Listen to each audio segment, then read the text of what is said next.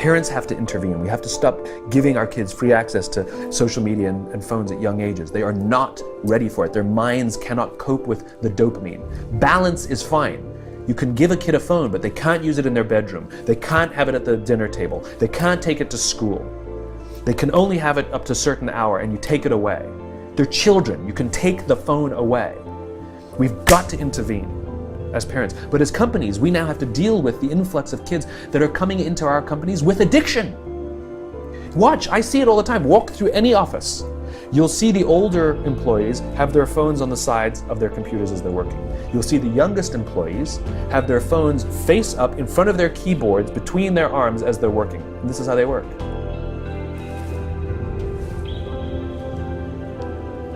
And the science is alarming. They did experiments on mice where they did the multitasking. They put flashing lights to mimic going from the computer to the cell phone, the computer to the cell phone to the TV.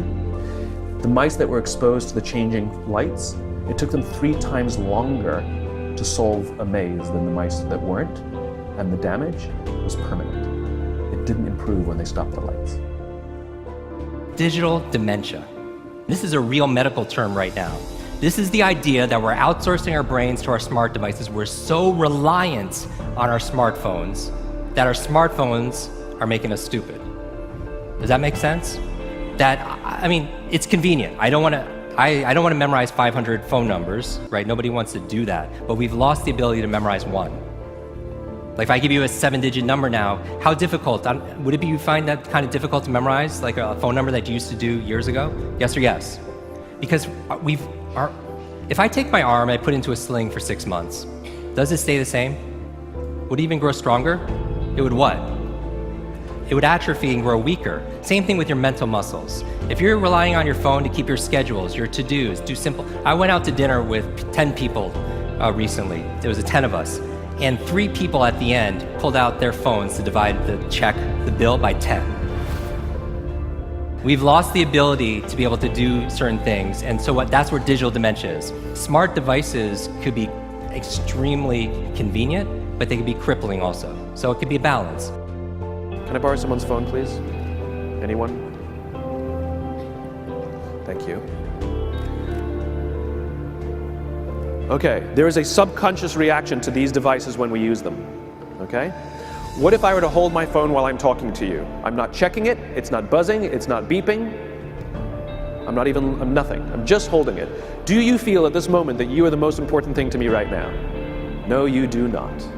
Because there is a subconscious reaction we have to the device. When it is out, it makes the people around us feel that they are less important. So when we're walking down the halls in our offices and somebody says, hey boss, can I ask you a question? You go, sure, what's on your mind? We've just told them they're not that important. Or we can go, sure, what's on your mind? And if you don't have a pocket, find a shelf, put it on the shelf, come back and say, sure, what's on your mind?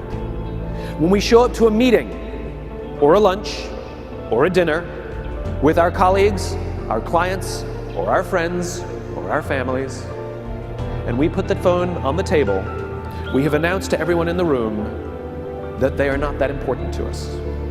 And by the way, putting the phone upside down is not more polite.